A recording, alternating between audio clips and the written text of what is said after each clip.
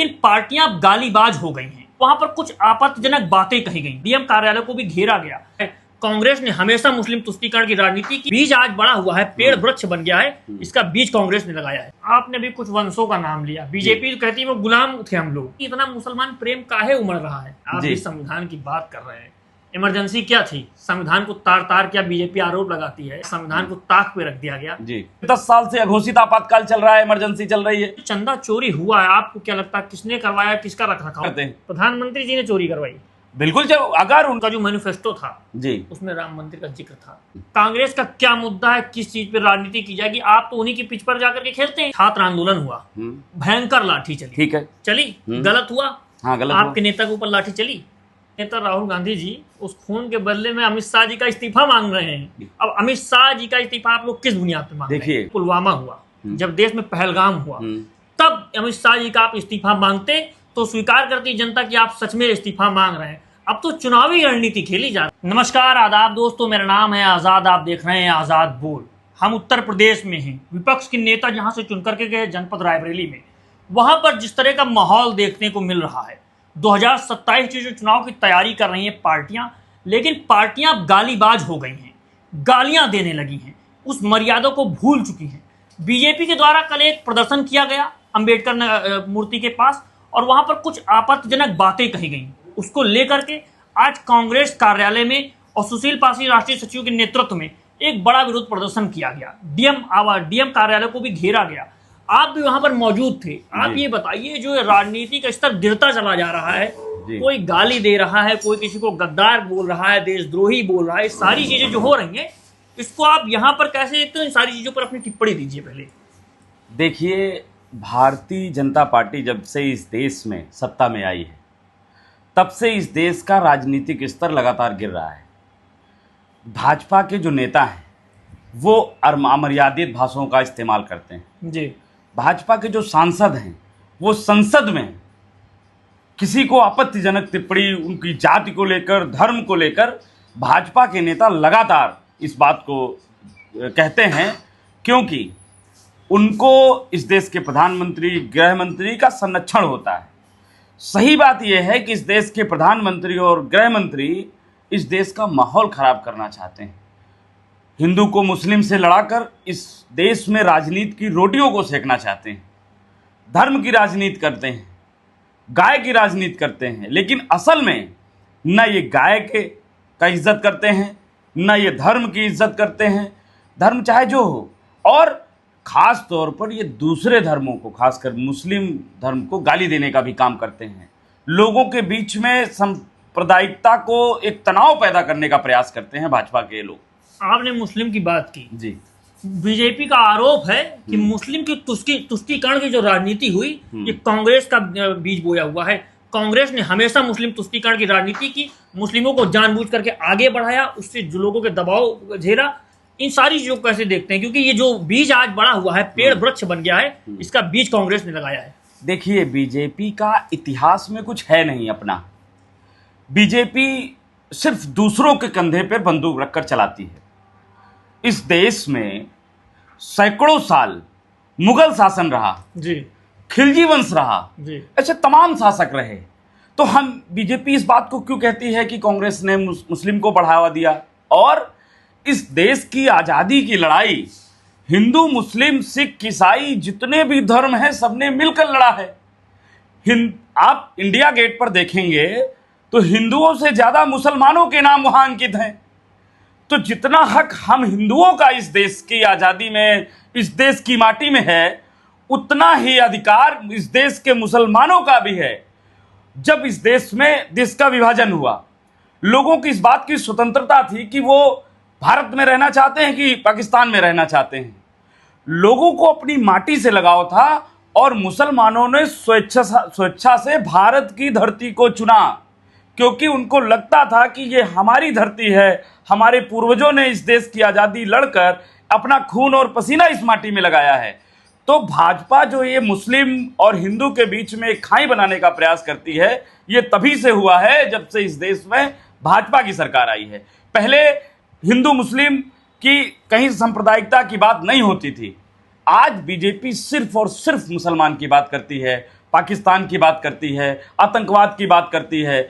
इनके अलावा अगर ये 3-4 शब्द राजनीति से हटा दिए जाएं तो बीजेपी के पास एक ऐसा शब्द, एक ऐसा मुद्दा नहीं होगा जिस पे वो बात कर सके। आपने भी कुछ वंशों का नाम लिया। बीजेपी कहती है वो गुलाम थे, हम लोग, गुलामियत थी, उसको गुलाम बना करके देखा गया। और दूसरी चीज, आपने मुसलमानों की जब बात की तो बीजेपी आरोप लगाती है कि इतना मुसलमान प्रेम काहे उमड़ रहा है।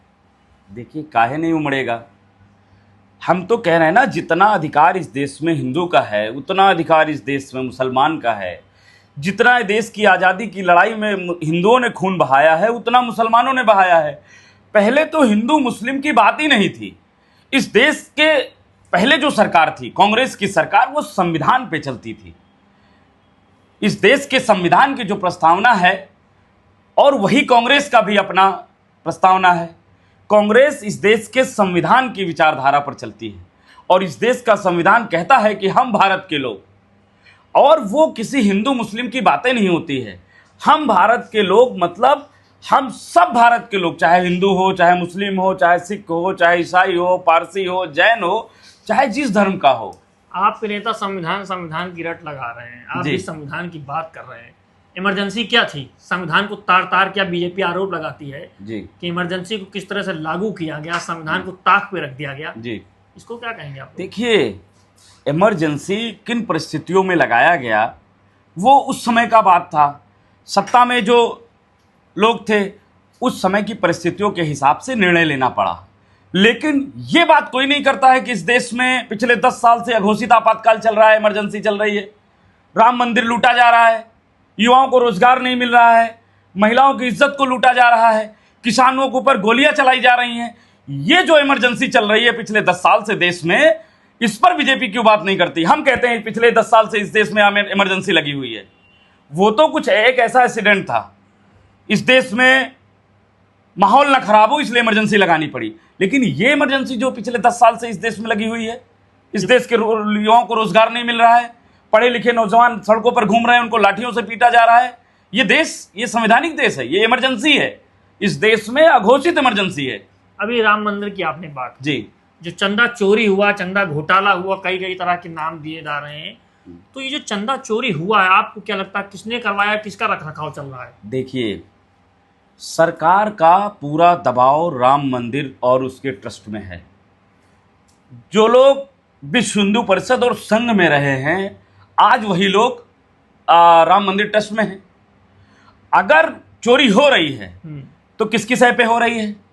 अगर प्रधानमंत्री जी मंदिर बनाने का श्रेय लेते हैं कि हमने मंदिर बना दिया, जबकि उनका कोई श्रेय नहीं है, सुप्रीम कोर्ट ने निर्णय लिया, उसके बाद मंदिर बना, आधे अधूरे मंदिर का प्राण प्रतिष्ठा किया गया, जो पूरी तरह से सनातन धर्म के खिलाफ था। उन्होंने इसको राजनीतिक लाभ लेने के लिए उन्होंने फटाफट आनन फानन इसका प्राण प्रतिष्ठा कर दिया जी। इस देश के सर्वोच्च स्थान, जो धर्म के सर्वोच्च गुरु हैं शंकराचार्य, को भी इसमें शामिल नहीं किया गया। इस देश की जो प्रथम व्यक्ति हैं, महिला हैं, राष्ट्रपति जी को इसमें शामिल नहीं किया गया। सारा क्रेडिट प्रधानमंत्री को चाहिए। आज चंदा चोरी हो गई है तो प्रधानमंत्री जी कहें ना कि हमने चोरी करवा दिया है, इसका भी श्रेय ले लें। हम कहाँ मना करते हैं? प्रधानमंत्री जी ने चोरी करवाई, बिल्कुल। जब अगर उनकी संरक्षण में उनके द्वारा बनाए गए लोगों को अगर आरोप लग रहा है कि राम मंदिर में ट्रस्ट में चोरी हो गई, अगर 80 लाख की जमीन को ट्रस्ट 10 करोड़ में खरीद रहा है और वहीं अयोध्या डेवलपमेंट अथॉरिटी वही जमीन को 10 लाख में ले रही है, अगल बगल का मामला है, तो आप सोचो इस देश में धर्म के नाम पर लूट हो रही है। अच्छा, मंदिर के नाम पर भाजपा सरकार इस देश में लोगों के बीच में नफरत फैलाकर लूट कर रही है। आपने एक बात की कि मोदी जी का श्रेय नहीं है, मैं आपको एक बात याद दिलाऊं, क्योंकि उनका जो मैनिफेस्टो था जी, उसमें राम मंदिर का जिक्र था। ठीक है, तो फिर क्रेडिट तो लेंगे। और दूसरी चीज आप ये बताइए कि देश में आप कह रहे हैं कि धर्म की बात की जा रही है, इन सारी चीजों की बात की जा रही है, कांग्रेस ये बताए कि 3 बार से पंचवर्षीय चुनाव हार रही है लोकसभा का, कांग्रेस का क्या मुद्दा है, किस चीज पे राजनीति की जाएगी? आप तो उन्हीं की पिच पर जाकर के खेलते हैं जी। कल उन्होंने धरना प्रदर्शन किया, आप उन्हीं पे जाकर के खेल रहे हैं जी। तो अपने मुद्दे कब रखेंगे आप लोग? देखिए, कांग्रेस पार्टी इस देश की जिम्मेदार विपक्ष है। इस देश की जनता ने हमें विपक्ष में बैठाया है इस विश्वास के साथ कि हम इस देश के लोगों के ऊपर जब अन्याय अत्याचार होगा तो उसकी लड़ाई को लड़ेंगे। इस देश में जितना सरकार का संवैधानिक अधिकार है जी। उतना विपक्ष का भी है। हमें जिम्मेदारी है कि सरकार अगर गलत करती है, सरकार के कानून गलत होते हैं, सरकार के जो बनाए हुए लोगों के लिए कानून है अगर वो लोगों के फायदे के नहीं होते हैं तो उनका विरोध करना हमारा संवैधानिक अधिकार है। इस देश की जनता ने वो अधिकार हमको दिया है। इस देश की जनता जब हमें सत्ता में बैठाएगी तो हम इस देश की जनता के लिए काम करेंगे। आज अगर हमको विपक्ष में बैठाया है तो हम पूरी जिम्मेदारी के साथ इस देश में हो रहे अन्याय अत्याचार के खिलाफ, इस देश में भयंकर बेरोजगारी के खिलाफ, इस देश में कमर तोड़ महंगाई के खिलाफ हम आवाज उठा रहे हैं, लड़ रहे हैं। और इकलौते इस देश के नेता जननायक आदरणीय राहुल गांधी जी हैं जो हर एक व्यक्ति की इस देश में लड़ाई लड़ रहे हैं। चाहे जितना कमजोर व्यक्ति होगा इस देश का, अगर राहुल गांधी जी तक बात पहुंची है तो उन्होंने उस व्यक्ति की लड़ाई लड़ने का काम किया, उस व्यक्ति के हक में। आपके नेता लड़ाई लड़ रहे हैं, ये बताइए, अभी छात्र आंदोलन हुआ, भयंकर लाठी चली, ठीक है, चली, गलत हुआ? हाँ, गलत आपके हुआ। नेता के ऊपर लाठी चली? देखिए, नागरिक वो भी हैं। हाँ, अगर नागरिकों के ऊपर, छात्रों के ऊपर लाठी चल रही है तो लाठी क्यों नहीं चली? देखिए, आपने देखा नहीं, राहुल गांधी जी धक्का मुक्की में उनकी नाक से खून निकला है, लेकिन लाठी क्यों नहीं चली? ये लाठी ही चलना है, किसी की नाक से खून निकल रहा है। प्रियंका गांधी जी का अंगूठा टूट गया है, अंगूठा निकल गया है। तो ये अब ये सरकार जब विपक्ष के नेताओं के ऊपर, खासकर राहुल गांधी जी के ऊपर, प्रियंका गांधी जी के ऊपर जब अटैक कर रही है तो आप सोचो इस देश का आम नागरिक, इस देश का नौजवान जो इस देश का भविष्य है वो कैसे सुरक्षित रह सकता है। अब आपके नेता राहुल गांधी जी उस खून के बदले में अमित शाह जी का इस्तीफा मांग रहे हैं। बिल्कुल, तो ये इस्तीफा कैसे दे दिया जाए? देखिए, गृह मंत्री की जिम्मेदारी होती है। इस्तीफा हो गया, शिक्षा मंत्री थे, पेपर घोटाला हुआ, जो भी हुआ, इस्तीफा हो गया जी। अब अमित शाह जी का इस्तीफा आप लोग किस बुनियाद पर मांग रहे हैं? देखिए, इस देश में लगभग 152 पेपर लीक हुए हैं। इस देश के नौजवानों के साथ विश्वासघात किया है इस सरकार ने। कौन जिम्मेदार है? धर्मेंद्र प्रधान शिक्षा मंत्री थे, इस्तीफा हो गया, उनके नेतृत्व में ये सारे पर्चे लीक और उसमें भाजपा के ही लोग शामिल हैं और उनका इस्तीफा हो गया। सब कुछ ठीक है। जब धर्मेंद्र प्रधान जी का इस्तीफा छात्रों हो का गया, आंदोलन जब उग्र हुआ, उन्होंने इस मांग पे अड़े रहे कि हम धर्मेंद्र प्रधान का इस्तीफा चाहिए। और जब धर्मेंद्र प्रधान का इस्तीफा नहीं हुआ उन्होंने अमित शाह और नरेंद्र मोदी का इस्तीफा मांगने लगे जी। नरेंद्र मोदी और अमित शाह अपना पद बचाने के लिए उन्होंने फटाफट धर्मेंद्र प्रधान का इस्तीफा दिला दिया। लेकिन हुआ यूं कि जिस तरह से गृह मंत्री के निर्देश पर या उनकी सह पर, मुझे तो नहीं लगता है कि पुलिस में इतनी हिम्मत होगी कि वो इस देश के नौजवानों के ऊपर लाठी चला दे बिना किसी की सह पर, बिना किसी के आदेश के। ऐसे पुलिस नहीं किसी के ऊपर लाठी चला सकती है। इसमें कहीं ना कहीं सरकार की साजिश है, सरकार इसमें मिली हुई है जो इस देश के नौजवानों को और खास तौर पर पूरे विश्व पटल पर भारत की इज्जत को शर्मसार करने का काम दिल्ली पुलिस ने किया है। जो हमारी बच्चियां वहां गई थी उनको एक बैड टच, गलत तरीके से उनके प्राइवेट पार्ट्स को छूने का, गलत नियत से उनको गलत जगह मारने का प्रयास किया गया। सबने इस देश ने वीडियो देखा और दुनिया के लोगों ने देखा। क्या छवि हमारे देश की बनाना चाहते हैं ये आज सरकार में जो लोग बैठे हैं, गृह मंत्री, प्रधानमंत्री जी, क्या हमारे देश की इमेज बनाना चाहते हैं विश्व में? आप लोग अमित शाह जी का इस्तीफा मांग रहे हैं। आप एक बात बताइए, कांग्रेस पार्टी और कांग्रेस के नेता तब कहाँ बैठे थे जब देश में पुलवामा हुआ, जब देश में पहलगाम हुआ? तब अमित शाह जी का आप इस्तीफा मांगते तो स्वीकार करती जनता कि आप सच में इस्तीफा मांग रहे हैं। अब तो चुनावी रणनीति खेली जा रही है। देखिए, तब मांगना चाहिए था क्योंकि सुरक्षा में चूक हुई थी। हाँ, आप लोगों ने अमित शाह जी का इस्तीफा क्यों नहीं मांगा? हम लगातार इस देश में जो भी हो गलत हो रहा है हम उसके खिलाफ आवाज़ उठा रहे हैं। पुलवामा हमले में हमारे देश के जवान शहीद हुए। हमने, कांग्रेस पार्टी ने पूरी जिम्मेदारी के साथ इस बात को कहा कि हम सेना के साथ हैं, दोषियों के ऊपर कार्रवाई होनी चाहिए।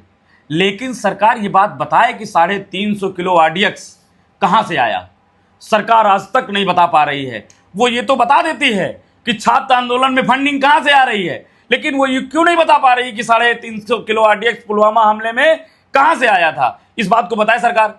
आपने इस्तीफा क्यों नहीं मांगा? अब आप लोग इस्तीफा मांग रहे हैं तब इस्तीफा कांग्रेस की जिम्मेदारी थी, मांगना चाहिए। हम लोग बराबर आवाज उठा रहे हैं, लेकिन आप यकीन मानो कि आज जो देश में सरकार है वो इस देश में तानाशाही लागू करना चाहती है, लोगों के ऊपर अन्याय अत्याचार करना चाहती है, इस देश से लोकतंत्र को खत्म करना चाहती है, इस देश के संविधान को तोड़ना चाहती है, इस देश में जो पंचायती राज व्यवस्था है उसको खत्म करना चाहती है। तो ऐसी मंशा की सरकार है जो इस देश में तानाशाही लागू करके ऐसा व्यवस्था लागू करना चाहते हैं कि इस देश में कोई अपनी आवाज ना उठाए, कोई बोले नहीं। विपक्ष को दबाना चाहते हैं, विपक्ष के नेताओं के ऊपर ईडी सीबीआई आईटी की रेड मारकर उनको जेल भेजकर डरा देना चाहते हैं। लेकिन कांग्रेस पार्टी इस देश की जो आज़ादी की लड़ाई लड़ने वाली पार्टी है वो किसी से डरने दबने वाली नहीं है। राहुल गांधी जी के अंदर वो खून है जिन्होंने इस देश की आज़ादी की लड़ाई लड़ी है, इस देश को आज़ाद कराया है, इस देश में संविधान और लोकतंत्र को स्थापित किया है। तो ऐसा खून राहुल गांधी जी के अंदर है, वो किसी से डरने दबने वाले नहीं है। तो दोस्तों, आपने देखा हमारे साथ जुड़े थे कांग्रेस के नेता वीरेंद्र यादव जी। उन्होंने बेबाकी से अपनी बात रखी। कुछ चीज़ों पर कांग्रेस से शिकायत है। लोकतंत्र में जब लोकतंत्र की बात की जा रही तो जहां पर जो मुद्दे उठाने चाहिए थे, आवाज़ उठानी चाहिए थी, वहां पर कांग्रेस से चूक हुई है। और उसी बुनियाद पर सत्ता हाथ में नहीं है। विपक्ष का भी जो इस तरह से स्थापित किया गया, जनता ने स्थापित किया। हम उम्मीद करते हैं कि लोकतंत्र में एक मजबूत विपक्ष होना चाहिए, मजबूत सरकार होनी चाहिए और जनता के हितों की बात करनी चाहिए। लोकतंत्र का जो सबसे बड़ा महत्वपूर्ण पद है वो जनता है। जनता के आधारों को अगर नहीं स्वीकार किया जाएगा, लोकसभा के सांसदों पर लाठियां नहीं चलती हैं, टीयर गैस नहीं यूज किए जाते हैं, लेकिन छात्रों पर किए जाते हैं। क्यों? क्योंकि वो छात्र हैं, वो देश के नागरिक हैं और नागरिकों पर इस तरह से बर्ताव नहीं करना चाहिए सरकार को। अगर आप चाहते हैं कि इस तरह के वीडियोज हम आप तक पहुंचाते रहें और जनता की आवाज़, नेताओं की आवाज़ और जो घटित हो रहा है वो आप तक पहुंचाते रहें, तो आज़ाद बोल को सब्सक्राइब कीजिए। मिलता हूं आपसे अगली वीडियो। अभी के लिए इजाजत दीजिए। जय हिंद, जय भारत, जय संविधान।